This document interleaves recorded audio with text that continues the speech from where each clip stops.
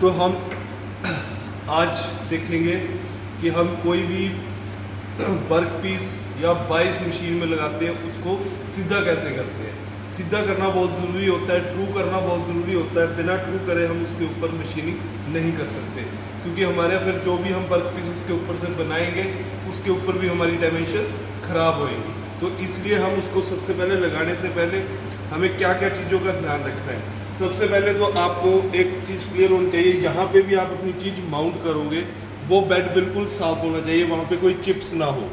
उसको आप कूलेंट से धो भी सकते हो, मशीन के कूलेंट से धो सकते हो, एयर से साफ़ कर सकते हो, और लास्ट में आप इस स्टोन का यूज़ कर सकते हो। इस स्टोन से को भी आप हल्का हल्का इसके ऊपर घिसा के इसको साफ़ कर सकते हो। इसको आप अपनी जो बाइस आप बांधोगे उसके ऊपर भी हल्का सा आप इसको लगा सकते हो। इससे आपकी जो ब्रीक वाली चिप्स होती हैं वो निकल जाती हैं। इसको बिल्कुल आराम से इसके ऊपर वो करना है। जैसा कि आप देख रहे हो मेरा ये बेड बिल्कुल साफ़ हो चुका है। यहाँ पे मैं 22 क्लैंप करूँगा। तो जैसे कि मैंने अपनी 22 बेड के ऊपर रख ली है। अब आपको एक चीज़ का ध्यान देना है, कोई भी वर्क पीस, कोई भी क्लैंपिंग, कोई भी वर्क होल्डिंग डिवाइस जो भी आप बेड के ऊपर पकड़ रहे हो उसको आपको ये स्लोट्स के अकॉर्डिंग देखना है। अब अगर मैं इसको ऐसे बांधूं तो देखिए सिर्फ एक स्लोट से मैं इसको पकड़ सकता हूँ, दूसरा स्लोट मेरा फ्री है।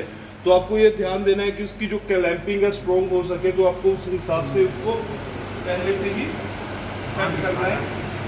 अब जैसे कि मैं यहाँ सेट कर रहा हूँ तो मेरे यहाँ से 2 क्लैंपिंग और यहाँ से 2 क्लैंपिंग हो जाएगी, तो ये 22 को प्रॉपर अच्छी क्लैंपिंग मिल जाएगी। अब जैसे कि आप देख रहे हो कि मैंने 22 अकॉर्डिंग टू मैंने स्लोट देख के 22 को रख दिया है।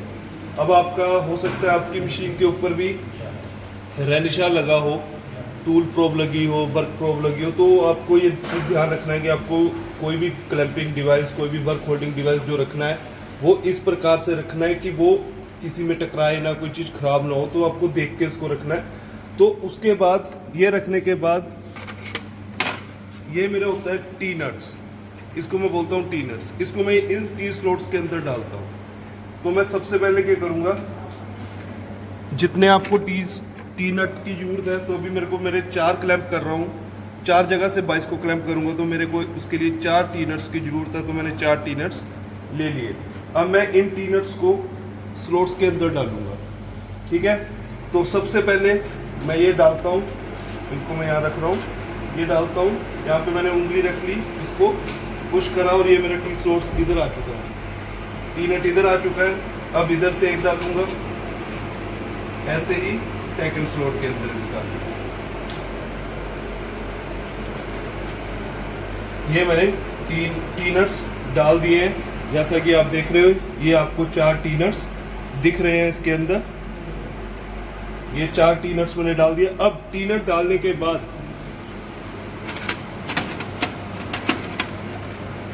मेरे को हाफ कट स्टड यूज करने हैं, जिनका एक साइड से थ्रेड कम हो और एक साइड से ज़्यादा हो।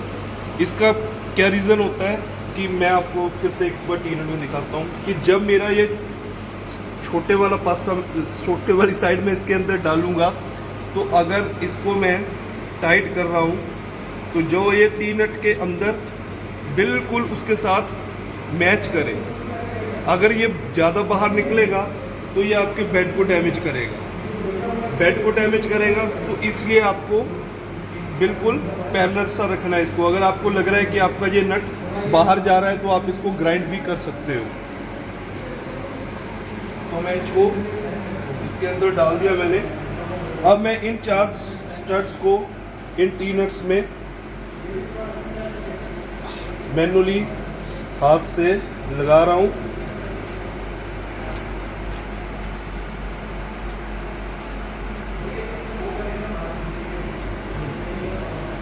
इतनी लंबी नहीं, चलो। अब जैसे कि मैंने ये 4 स्टड इसके अंदर लगा दिए हैं, उसके बाद ये मेरे स्ट्रैप क्लैंप्स हैं जिसके ज़रिए मैं 22 को क्लैंप करूँगा। तो इन क्लैंपों को भी ध्यान से अपने को रखना है। इसके ऊपर अगर आप इस क्लैंप को देखोगे तो ये स्टेप बना हुआ है और यहाँ पे स्टेप बना हुआ है। इस स्टेप से मैं 22 को क्लैंप करूँगा। आप जैसे कि देख रहे हो, अगर मैं इसको ऐसे रखूँगा तो देखो बिल्कुल मेरा पैरेलल आना चाहिए। आपका क्लैंप ऐसे ऊपर या नीचे को नहीं होना चाहिए। अगर आपका क्लैंप ऐसे ऊपर या नीचे को हो रहा है तो इट मीन्स वो गलत है। तो ऐसे बिल्कुल पैरेलल सा आना चाहिए। अब मैंने ये 4 क्लैंप इसके अंदर रख दिए हैं। अब आपको ये ध्यान रखना है कि जब भी आप किसी भी इसको क्लैंप करोगे तो ये जो नट की क्लैंपिंग का जो लोड है वो यहाँ पे पड़ना चाहिए, ऐसे पीछे को नहीं रहना चाहिए। मैंने नट लगा के उनके ऊपर नट लगा दिए हैं। पहले आपको इन नटों को बिल्कुल हाथ से ही टाइट करना है, स्पैनर का यूज़ नहीं करना है। बिल्कुल आप इसको हाथों से जितना टाइट कर सकते हो हाथ के साथ उतना ही टाइट करो। तो अब ये 4 नट हमने बिल्कुल हाथ से ही टाइट करे हैं। उसके बाद हम यूज़ करेंगे डायल का, क्योंकि अभी हमें नहीं पता है कि हमारी जो बाइस है वो बिल्कुल सीधी है या नहीं है। तो वो एरर हम देखेंगे डायल के साथ। तो मैं यूज़ कर रहा हूँ 10 माइक्रोन का डायल।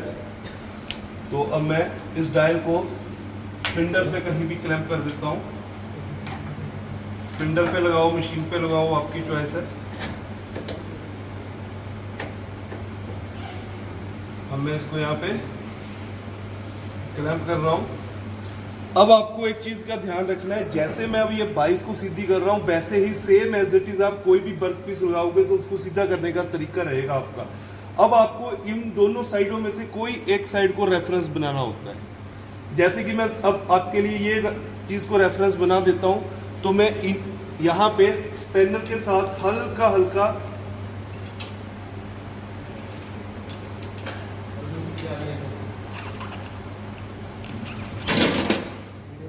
करोगे तो ये हिले ना, इसलिए इसको हल्का सा वो करना है। अब मैं अपनी हैंडल जोम की हेल्प से 22 आगे लेके आऊंगा। हमेशा अपने को जो फिक्स जो होता है उसको ही ट्रू करना होता है। ये जो फिक्स जा है मूवेबल जो, उसको कभी भी अपने को ट्रू नहीं करना है। इस फिक्स या को अपने को डायल करना है। तो यहां से मैं इसको सीधा करूंगा।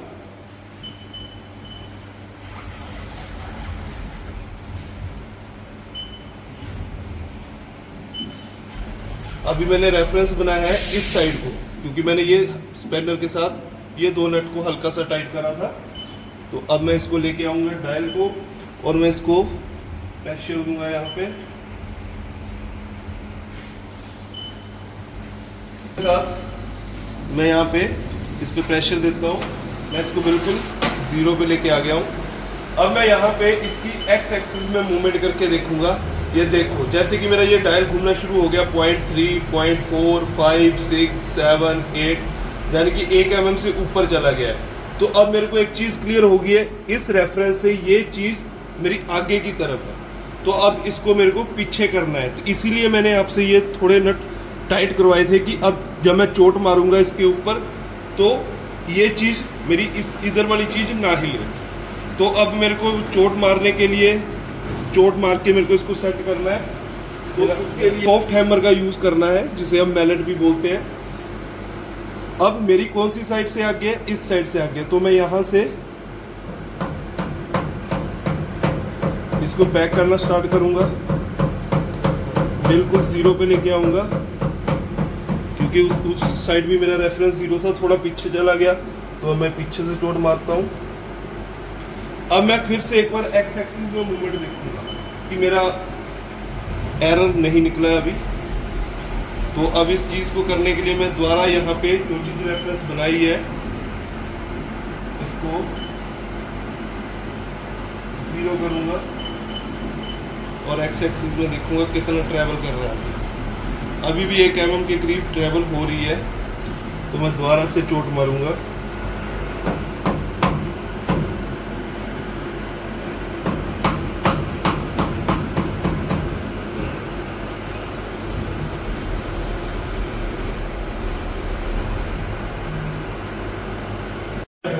वो मैंने उसके साथ निकाल दिया। अब मेरा बिल्कुल डायल 0 पे चलना स्टार्ट हो गया है। तो मतलब अब मेरी ये चीज़ सीधी हो चुकी है। अब ये ध्यान देना है, कई बार क्या करते हैं हम सीधी कर लेते हैं, लेकिन जब टाइट करने लगते हैं तो हमारा वो जो क्लैंपिंग डिवाइस होता है वो हिल जाता है। तो उस चीज़ के लिए अपने को क्या ध्यान रखना है, अब हम जितने नट ये वाले हमने टाइट करे थे उतना ही हल्का हल्का इन नटों को हम टाइट करेंगे।